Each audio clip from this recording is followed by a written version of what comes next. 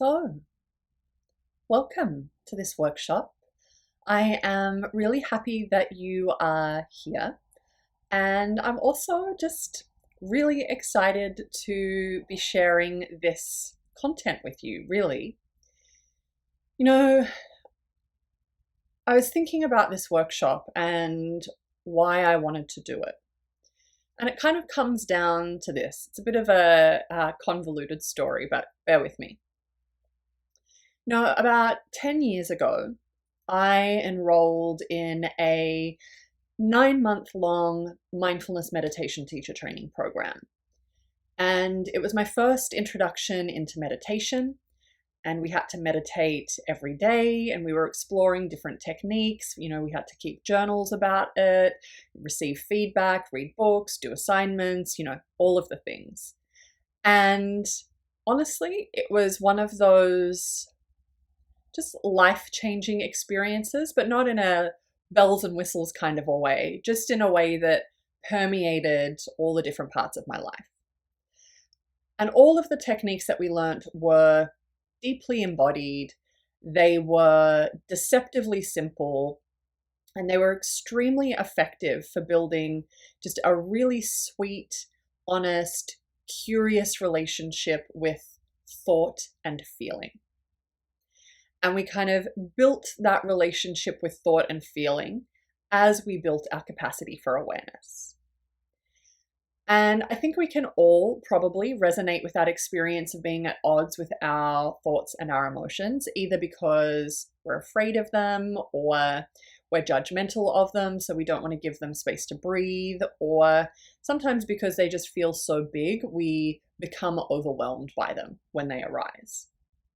And so essentially what this program did was give us 9 months to explore all of the ways we had at our disposal to undo that kind of slightly antagonistic relationship with our inner experience, and to just slowly unlock a relationship with thought and emotion that felt more gentle and more curious and more playful.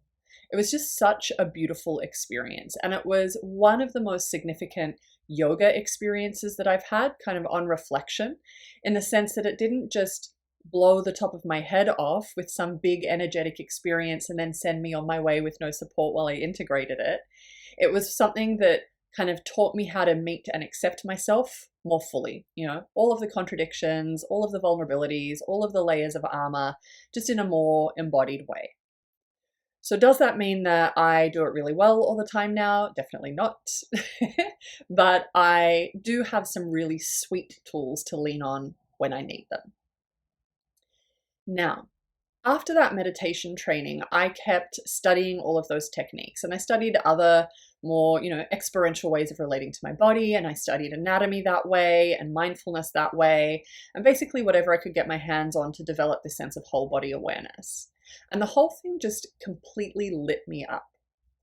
But then one day I said to someone, I think I've just unlocked the key to the thing that just completely lights me up. And they were like, oh, it's cute that you might think that. And then they redirected me to study other things. And I was kind of really disappointed, but I also redirected and I studied other things, and I discovered lots of other really great things in the process, of course. But it's always just been there bubbling underneath the surface, and it's always been a really big part of my own personal practice. So then a few months ago, I began another 9-month course. This time it was actually a business course, and it was called the Inner MBA, which is just such a great name, I think. And I enrolled in it because the focus of the program was essentially about mastering the inner game at work, like how to regulate your emotions and your nervous systems if you're in a high stakes moment, how to develop an honest relationship with your own inner state so that you have the capacity to be in an honest relationship with other people's inner states, and what are the obstacles to changing deeply ingrained behavior, etc. So you get the idea, right? It's all, deeply yogic stuff. And the reason that I enrolled in that course was because as a yoga teacher, every time I get up in front of you, I'm standing here as an advocate for an inside-out approach to life. but all the business advice around at the moment really felt like an outside in approach, and it just wasn't sitting well with me, because I feel as though I'm going to advocate for an inside out approach to life, but then I'm using an outside in approach at work, then I'm of integrity as a teacher, right? So I was really just surprised and delighted when this course was full to the brim with all of these techniques that I had been so passionate about when I first learned them. And I felt really excited and inspired again, just particularly because I thought, their presence in a business course is proof of their applicability to the real world, not just in those lofty spaces of yoga, everywhere. And I thought, let's go there. It's such beautiful stuff, and it just freaking lights me up. And so that's why we're here today. So I think, most of us assume that we experience the world cognitively. Like everything gets filtered through the mind, and so that's where we focus. But this focus on the mind, which, let's be honest, is just reinforced everywhere we go, makes us blind to the fact that we don't experience the world through the mind, we experience the world through the body. Like if you think about it, we touch things with our skin, we see with our eyes, we hear with our ears, we taste with our tongue, we smell with our nose, we feel anxiety in our gut or flutters in the chest, we feel happiness as a warmth everywhere in the body. Our body becomes tight when we're stressed, or if we haven't slept enough, or in response to certain foods.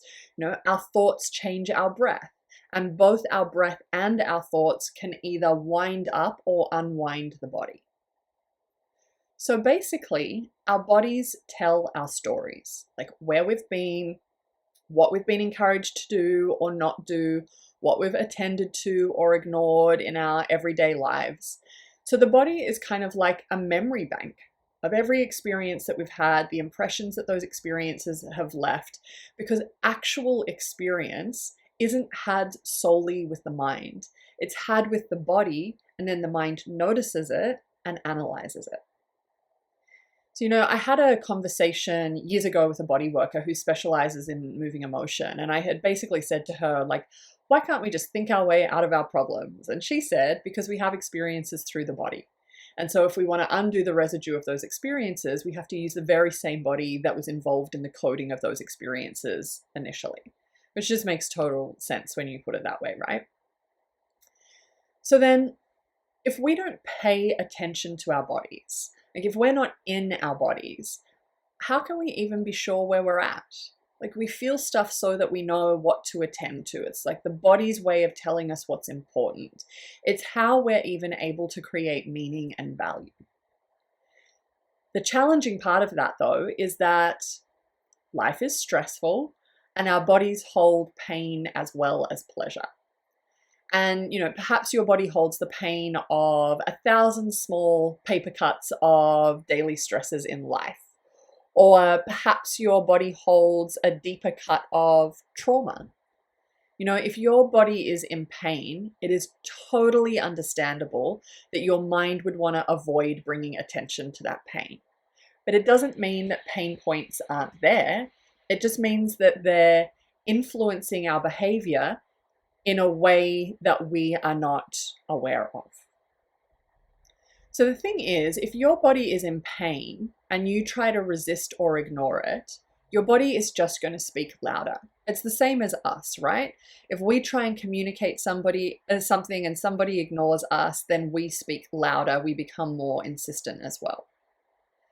So unless we want to be completely disconnected from reality, we have to be in conversation with the body. It's the same in yoga. Like if you think about it, if we only ever seek visual feedback on poses, like how does this look, rather than kinesthetic feedback, so how does this feel, we might be able to see the lines of the body, but we won't be able to tap into an internal sense of direction. We'll get a feeling for the surface, but we'll never get a sense of the depths. So what's nice is that learning to unwind this conditioning is In the process, we'll realize that we don't have to be so afraid of what's happening inside of us. And B, it's actually really simple. Like, the techniques themselves are very gentle. So it's not something that necessarily needs to be scary or overwhelming. The way that I think about it is that learning to read bodily sensation is like learning a new language. It's challenging at first, but over time, you're able to build a roadmap of the body and what each of its sensations mean and are trying to communicate with you. If you think about it from that point of view, feelings and sensations aren't inherently good or bad. They're data points. So they're helping you to navigate your inner world and your outer world more skillfully. And if you relate to the feeling in your body that way, even challenging sensation is going to feel helpful because it's giving you important information about your body's needs. Now, opening up and communicating with feeling in the body will put you into contact with experiences that are challenging and sometimes painful. It will also build your capacity to ride the wave of those experiences in a way that feels safe and okay.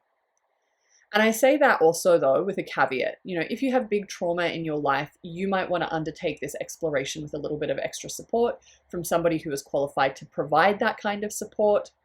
And that's perfect if that's where you need to be in order to feel safe.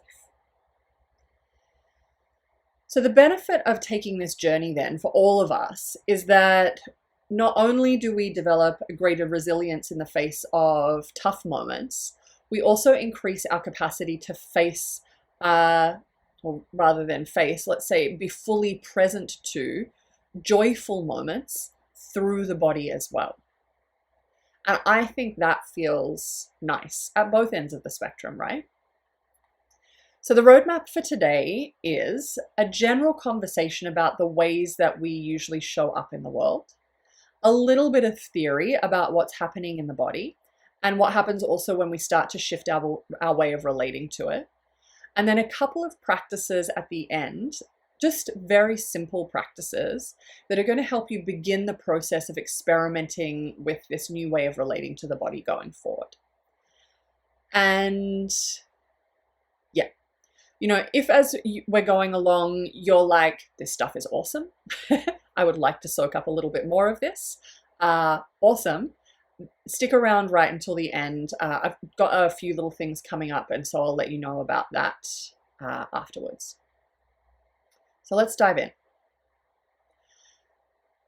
So I want to begin just by acknowledging that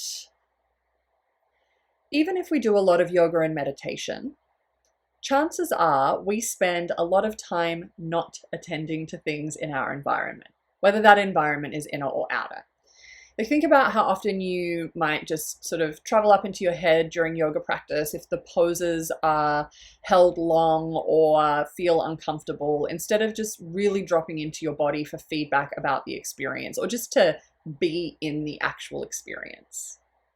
Or think about how many times you reach unconsciously for your phone during the day when you need a little hit of dopamine, or you want to numb or avoid whatever is going on when you're feeling bored or tired or lonely or whatever. Instead of closing your eyes and feeling the boredom or the fatigue or the loneliness and just being like, what is my body trying to communicate with me right now? What is it actually asking for?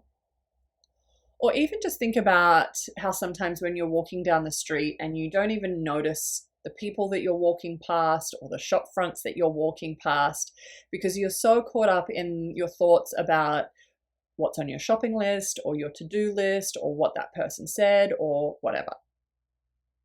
So we spend a good portion of every day completely disconnected from what's actually happening in the moment. And sometimes that is just force of habit. We're more practiced at inattention than we are at attention. Sometimes it's because we think ordinary moments are boring, like we have no respect for them, like we don't want to inhabit them. Like we're so used to externalizing our happiness that we feel uncomfortable in moments that aren't dramatic or intense. Or sometimes it's because life is stressful and busy and we have too many responsibilities and we want to numb that sense of overwhelm and overstimulation. And one of the key ways we do that is by shutting down our awareness of bodily sensation so that the effect of stress on our body is less obvious. So we tense our body, we create this layer of armor that means we don't have to feel what we're feeling. What's interesting though is that what both the yoga and mindfulness traditions say is that ordinary moments, like literally any moment, if we are willing and able to inhabit it fully, is a doorway to a rich and heartful life, which is something I think all of us want. So then the question is, how do we get there? Essentially, we have two games to play, right? We've got the inner game and the outer game. So the outer game is being successful, however you define that term, paying bills, reaching your goals, showing up for your responsibilities to others, etc. The inner game is managing the forces inside of you, being with your emotional reactions, navigating your personal stories, dealing with physical sensations, all of which influences what you perceive as going on around you.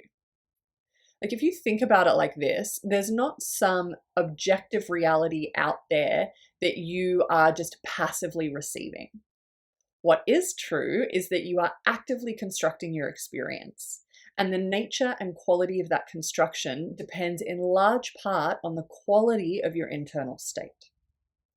So if you're constantly in a state of high alert, you will perceive a different reality than if you're looking at the world from a calm, clear, grounded place. In a very real way, what's happening inside of you influences how you perceive what's happening outside of you, and therefore what choices you think you have, what actions you think you can take, and the results that you believe are available to you. Now that's true whether you are aware of that relationship or not. If we're blind to what's happening inside of us, we can assume that we are probably defaulting to whatever our base survival patterns are. So we have to master the inner game. And actually doing it, like I've said, is simple. Not always easy, but very simple. So here are just broad brush strokes, and there's detail within this, but steps, 3 of them. Step number 1, you have to actually acknowledge what's happening inside of you. If you're sad, you're sad. Like there's no point denying that that is your reality. Like that is what is true for you in the moment. Step number 2 is accept your inner experience. Like think about how ingrained this habit is. An emotion arises, let's say it is disappointment. And instead of feeling disappointment and just saying to ourselves, wow, I feel so disappointed right now, and then spending a moment just feeling disappointed, we rush straight into, oh, well, there are people in the world who have it way worse than me. It's fine. I'm fine. We've all said that stuff, right? Some kind of a comment that allows us to bypass our feelings without having to sit in the vulnerable experience of feeling them. Like it's way more vulnerable to go, I feel so disappointed right now, than it is to go, that's a bummer, onwards and upwards. It's also more honest. So the final step is to redirect attention to what is nourishing you. Now, this isn't about doing what I just said not to do in step 2. It's not about ignoring the tough stuff, for example. It's about expanding your frame of reference to also include an awareness of whatever is feeding you in that moment. Maybe it's a cup of tea, maybe it's another aspect of your life, maybe it's the person giving you a hug.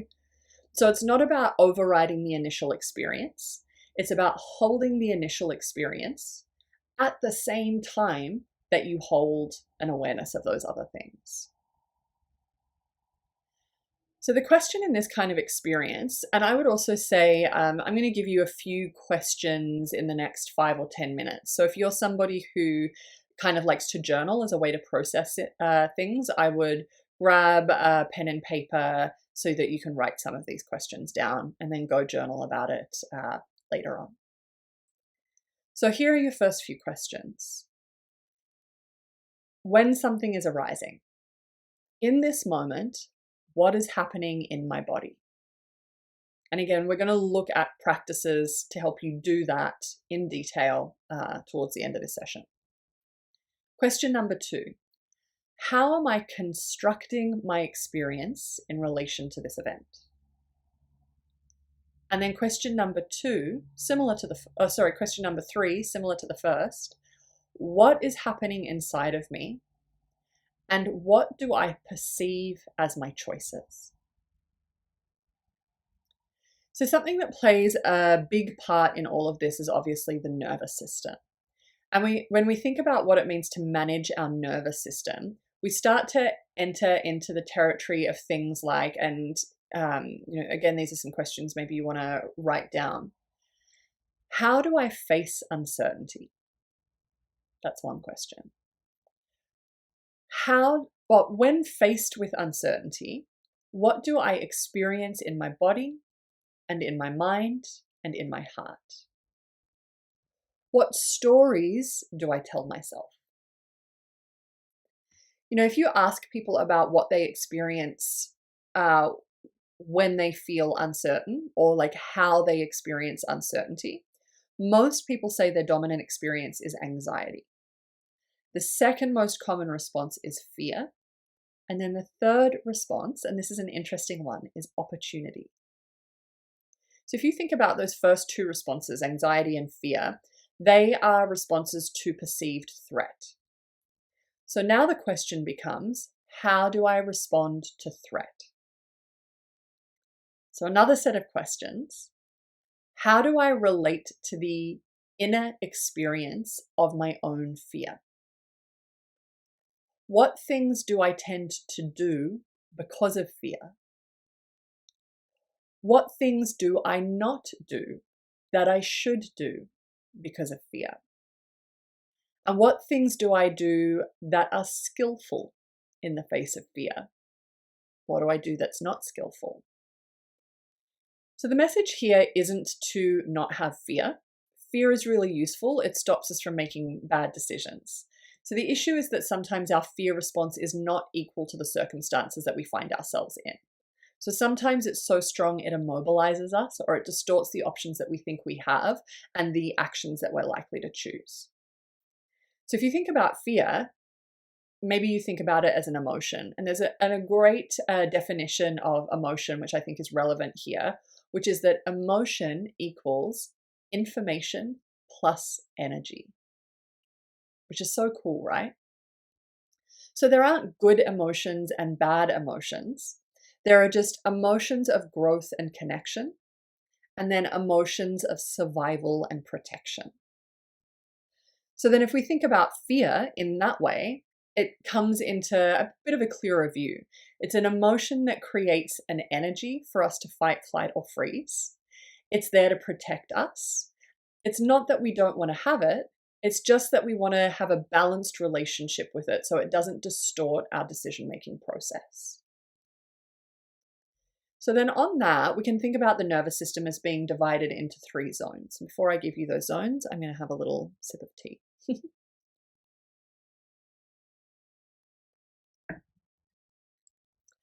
So the 3 zones are the red zone, the green zone, and the black zone. So the red zone is the experience of attack or defense or escape. It's kind of chaotic, feels hard to regulate and manage. The green zone is optimal functioning and flourishing. Now, importantly about the green zone, it doesn't mean you don't experience challenge. It means that you feel like you have a sense of control even when you're in a moment of challenge. And then the black zone is lack of energy, shut down, burnout, frozen. So if you think about those 3 zones, they are all totally legitimate aspects of human experience. Sometimes you need to defend yourself, and sometimes you need to rest deeply afterwards. So it's not about cutting out one end of this spectrum. Also, the green zone isn't necessarily a zone of total calm. You can be highly activated and still be in control of yourself if you're able to stay in the green zone. The issue in the longer term is that the red zone in particular is a biologically expensive place to be. like metabolically, emotionally, from the perspective of your immune system, not being able to switch off or to sleep or relax, having a short fuse, always feeling hypervigilant, having racing thoughts. The experience of chronic worry or pain or panic is exhausting. Like, I feel exhausted even just saying those things.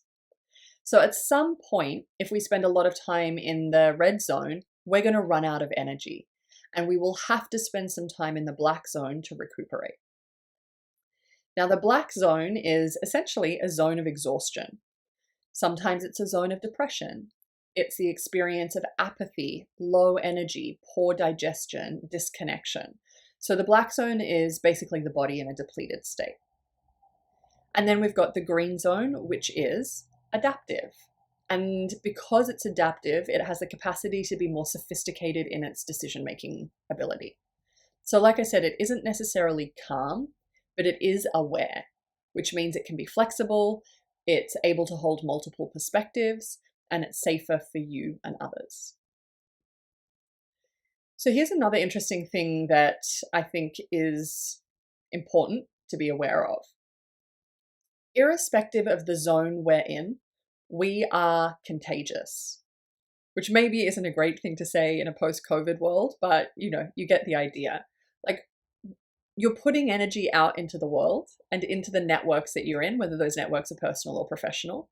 And so it's important to take responsibility for the quality of the energy that you're contributing to your networks. So here's an exercise that you could do if you're curious about this, not one that we'll do now, but one that you can do over the course of a day. So pick a day, any day, and then set your alarm to go off or a reminder to go off just once an hour for one full day. And then each time that alarm goes off, make a note of what zone you're in and just see, where are you spending most of your time?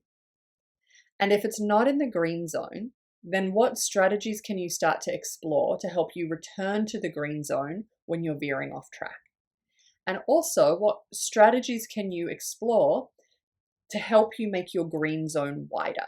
So basically to increase your capacity to be with intensity. So there's actually a really interesting study done which compared two different groups. Both groups were told that they were going to go sing karaoke, which is just honestly my idea of hell. But only the first group was told that before they went up to sing, someone would ask them how they were feeling, and they should reply, "I feel nervous." And then they should close their eyes and feel their nerves and then go up and sing. The second group was told the exact same thing, except they were told to say that they were feeling excited. They should close their eyes, they should feel their excitement, and then they should go up to sing. Now, interestingly, the karaoke machine was set up so that the researchers in this experiment could record things like pitch and tempo and all of that kind of stuff. And in the first group, 50% were off pitch and tempo.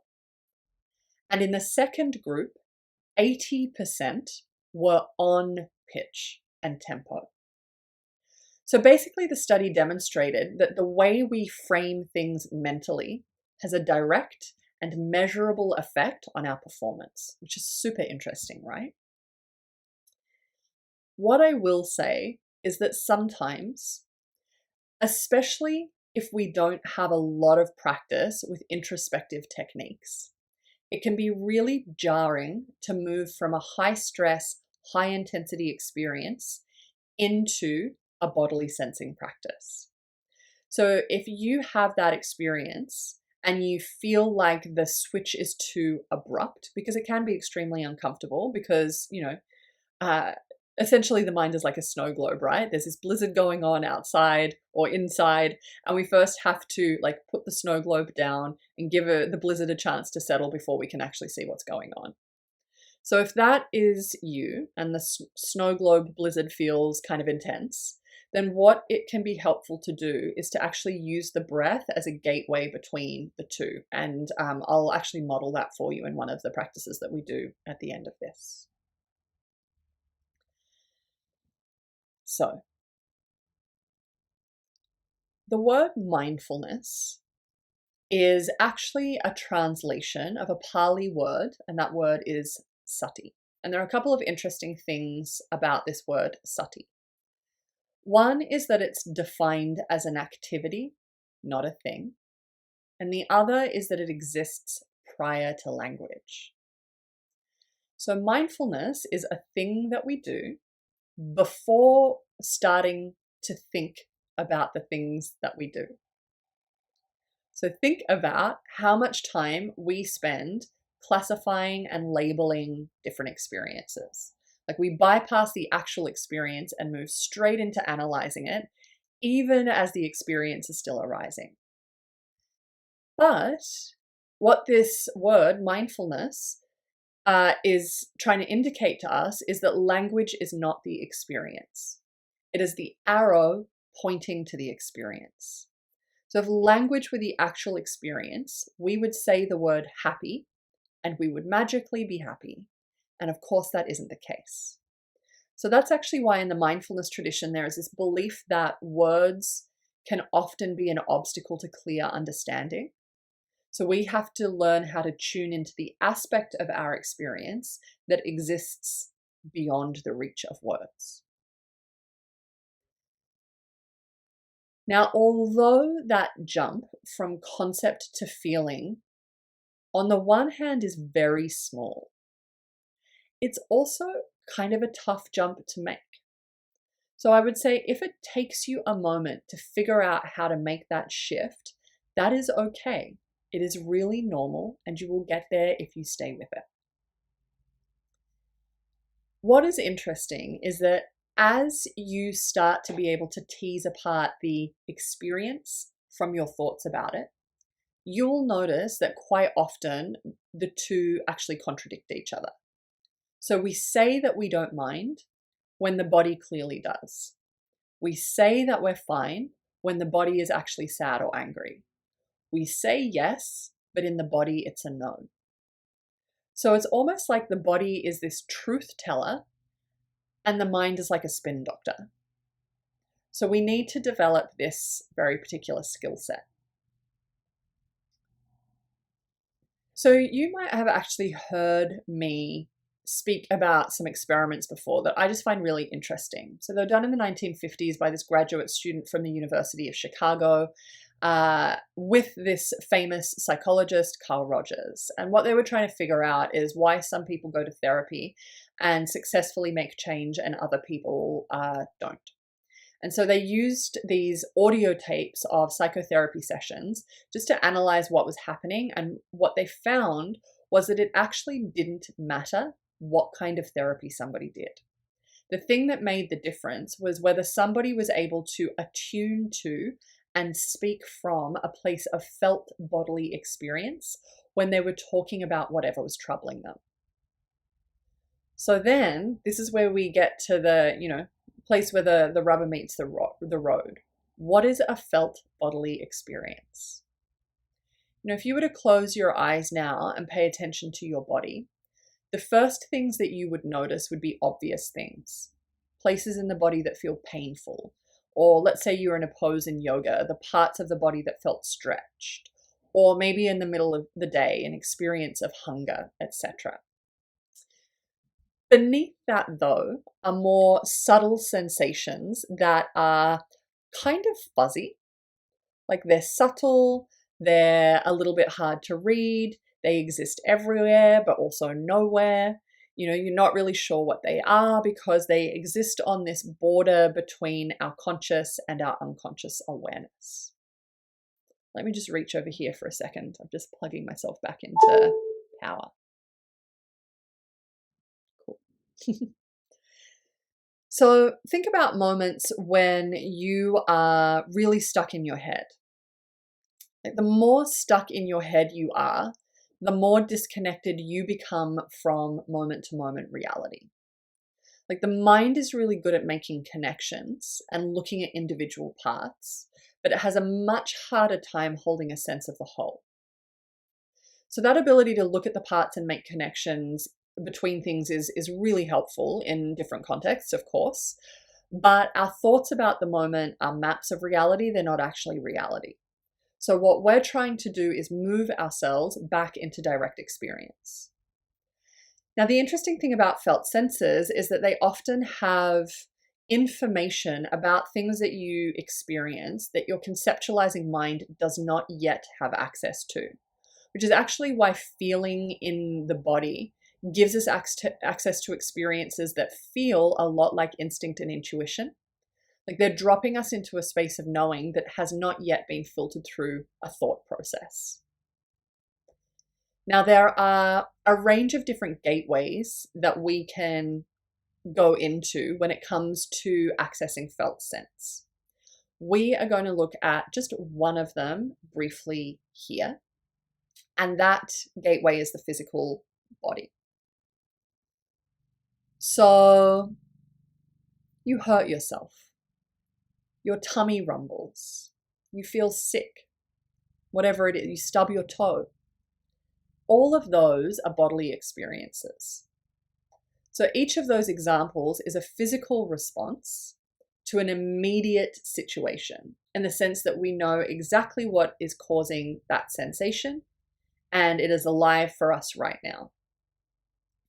Felt senses are a little bit different. So they're physical in some way, but they don't necessarily have a direct relationship to what's happening in our immediate environment. So, I said before that they're on the border between the conscious and the unconscious. They're also somehow on the border between the physical and the emotional. So they're both feelings, but also like feelings. So I know that's all a little bit abstract. So as an exercise, I want you to find a comfortable position. You might already be in one. And then when you're in that comfortable position, close your eyes. So close the eyes, relax the jaw, relax the heart and the belly.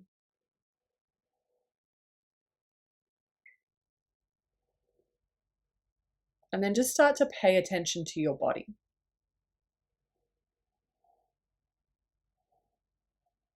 Start to notice the places where your body comes into contact with the ground.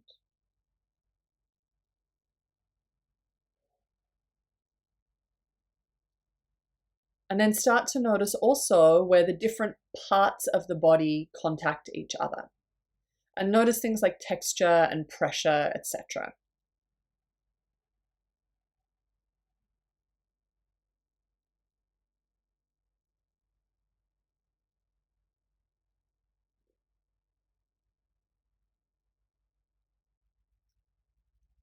And then start to acknowledge things like aches, pain, stiffness, but also places in the body that feel really nice, like maybe feelings of relaxation or, other sensations that you would consider to be positive.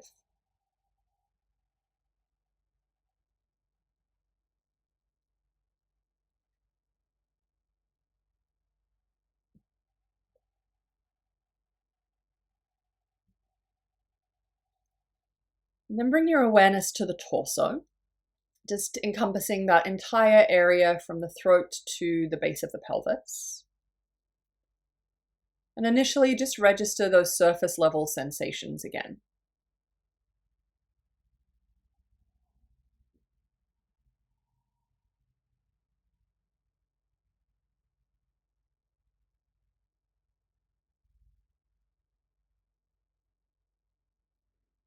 And then see if you can soften your awareness a little bit further and sense this layer of subtler, less direct sensations.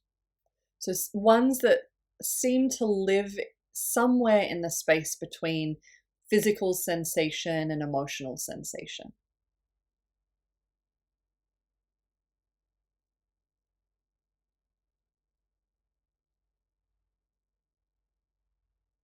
So those sensations will probably feel like an impression more than something distinct. But see if you can get a sense for their rough shape, texture, location, how they move.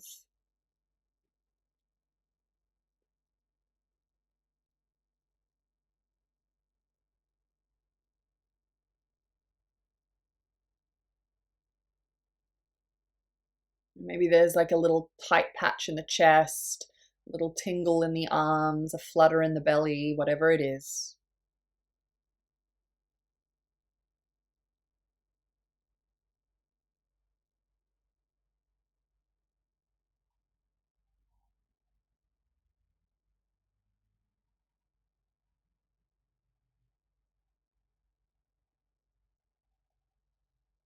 And as you keep sensing and you're sort of going through this process, don't get too caught up in drawing like distinct lines between the two types of sensation, between the purely physical and those more subtle, less tangible ones. So you might actually find, for example, that they're nested together. So you're just beginning the process of shifting attention away from the really obvious things towards those experiences that feel a little bit more subtle and elusive, the things that you don't have an easy label for.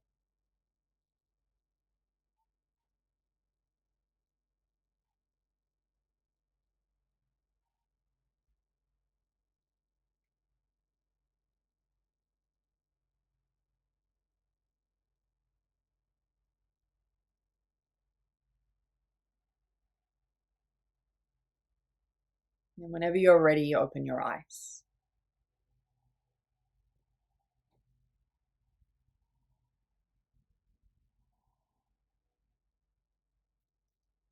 So the purpose of that exercise is really just to give you a very initial way of beginning to distinguish between physical feeling and felt sense. And once you get used to that, what you can actually do is move through a reasonably detailed process of self-inquiry that allows you to be in conversation with those felt senses in relation to specific life experiences. So you can get feedback on how your experiences are being held by the body and what the body is asking for in the process of trying to release them. It's a really interesting process. Like you can shift senses in the body in real time, but that's a bigger process. It's a process for another time. What I would like to do now, though, is to close out this session with a practice that helps you implement this type of awareness in a more practical way. So this is something that is really simple to do, that essentially you could do anywhere. Like you could sit down and devote half an hour to this as a formal practice, but you could also spend a couple of minutes doing this when you're sitting on the train. You might have heard it before. It's an acronym. The acronym is RAIN. So that it stands for Recognize, Allow, Investigate, and Nurture. So I'm going to take you through that process now. So I'm going to ask you to close your eyes again.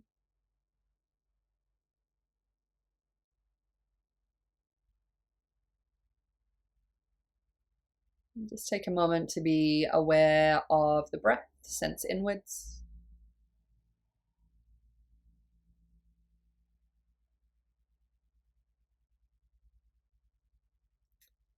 And then call to mind an experience that is alive for you at the moment that's giving you maybe like a little bit of stress or angst. Something that is going on in your life that you feel challenged by. And give yourself a few moments to just think about the experience in the usual way. What's going on? Who's involved? Whatever the detail or drama is.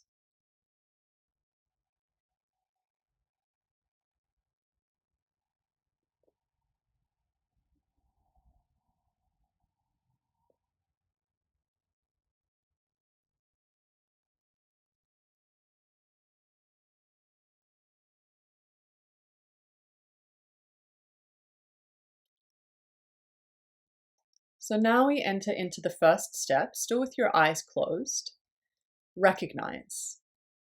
In relation to that story, whatever the events of your life are, what is going on? And I want you to actually name the experience. Maybe it's anxiety. Maybe it's sadness. Maybe it's overwhelm. So you're not saying, I feel this way because XYZ. You're just labeling the experience. No extra detail or justification.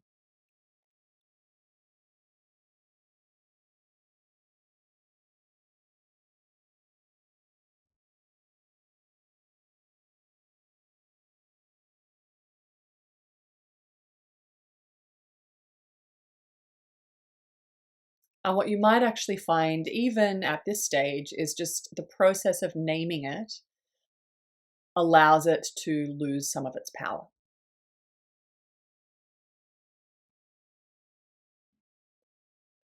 Then we move on to step number 2, allow.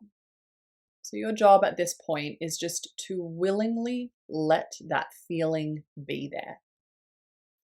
So notice the desire to push it away, to make it something else, to ignore it, to justify it. Sit with that feeling, allow it to be there, and even whisper to yourself, yes.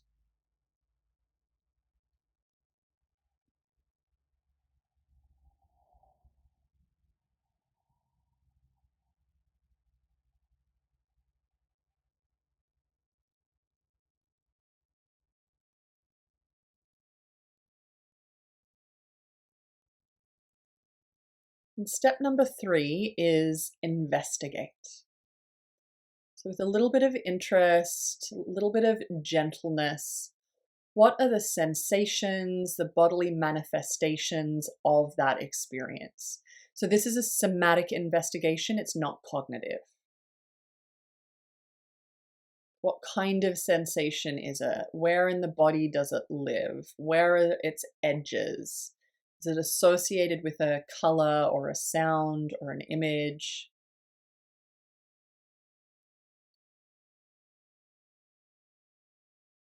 It's all feeling, no story at this point.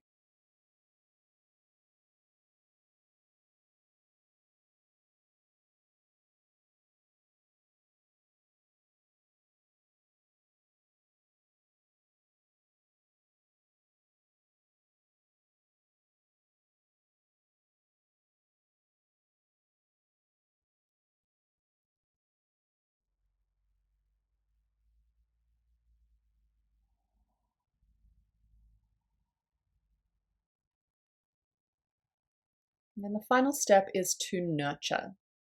So when you pay attention to those sensations inside of you, what are they actually asking for? Like there will be a request or a need that lives in the heart of that feeling for you. What is that request or that need? And so that last question is going to tell you what you actually need to do here.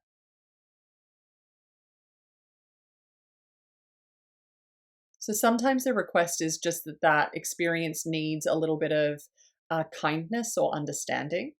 And so if you notice that you find it difficult to offer yourself that kind of kindness or understanding, that's okay, that's a normal experience.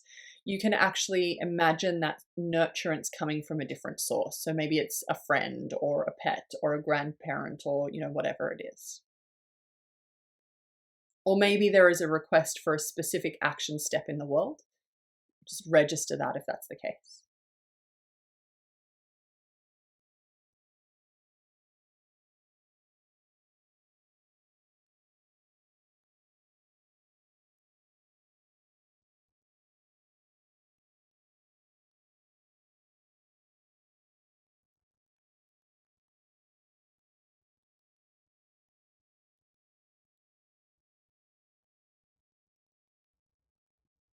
And just give yourself a moment of pause to sense the quality of presence that has emerged as you've moved through that practice, and the shift in the feeling tone and the quality of the feeling in the body since you started.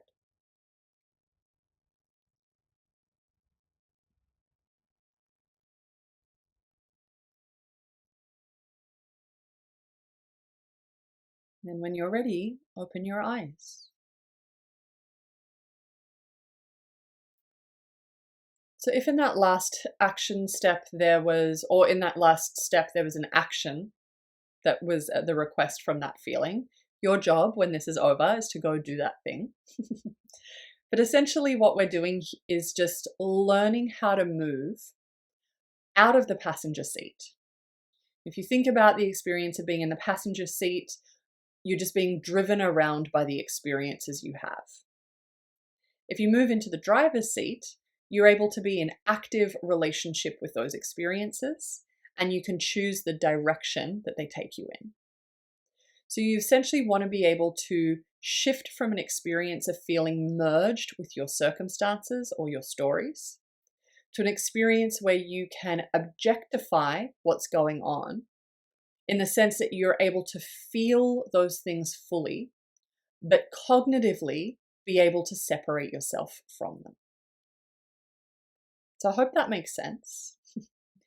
And I also hope there is something in what we've spoken about that is helpful for you that you feel like you can take with you. And I also say that recognizing that, this really just barely scratches the surface, So if you are interested in all of this, and, I hope that you are, I think it's some really simple magic, really. I've actually got a 10-hour self-paced course that is launching just before Christmas. And I was thinking about, should I offer this thing just before Christmas? And then I thought, sometimes we need just a little bit of mindful processing strategy as we go home to spend some time with our family. So I thought, yes, probably pre-Christmas is a good time. So the course is called Attunement, like yogic strategies to help you yield rather than brace or buckle in life's big moments. And it basically consists of 3 streams of exploration along 3 different gateways into felt sense. So 3 different gateways into experiences of mindfulness through the body. So the first gate is the physical body. The second gate is the mind. And the third gate is emotion. So we explore each of those gates through theory and through practice. So for the body gate, those practices will be bodily. For the mind gate, the practices will be mind-based. For the emotion gate, those practices will be heart-based. And we will look at philosophy. We will look at research studies. We will do some journaling. We'll look at off-the-mat techniques. And those techniques will come from the yoga tradition, and they'll also come from the mindfulness tradition. All of the practices in that course are going to be short, a 10-minute practice here, a 30-minute practice there, a 5-minute practice there, so that you literally can use these techniques in your life. Like, you don't have to set up a whole practice situation at home. You can be on the bus and use those techniques, or you can be in a meeting at work and use one of the techniques, or you can be in conversation with your partner and, use those techniques. Because that's where they matter, right? So we want to have stuff that we can employ throughout our day, not only in a formal practice setting. You can be at the dinner table at Christmas being lectured by your great aunt and use those techniques. So you will have access to the content for a year. I will obviously be here to help you navigate through it. And here's the little extra bit. I haven't actually announced the course yet. I'm going to announce it on Tuesday, and then you have access to the content from the 23rd of December. The full price for the course is, actually, it's just super cheap, $149 for the course. But if you are interested in all of this and you want to sign up before the course is announced, there's a little button underneath this video, and you can sign up for 20% off. So that takes the course to being US $120. So if you're interested, you can sign up using the link below, and that link will be valid until Tuesday, New Zealand time. In the meantime, if you happen to be a member of the Embodiment Project, you obviously get that discount in an ongoing way. So just be aware of that also. And aside from that, if you have any questions about anything that we've covered today, if you are curious about anything we've spoken about, if you have experiences that you want to share, if you have points of confusion, all of the usual stuff, please reach out. This is like literally one of my favorite topics. So the best way to do that is probably just my email, karina@karinaguthrieyoga.com, and we can continue the conversation there. So thank you for spending a little bit of your weekend with me. I really appreciate it. I hope the rest of your weekend is delightful, and that you have an awareness of it through your body the whole time. Enjoy the lead up to the Christmas and holiday period, and I look forward to speaking to you again soon.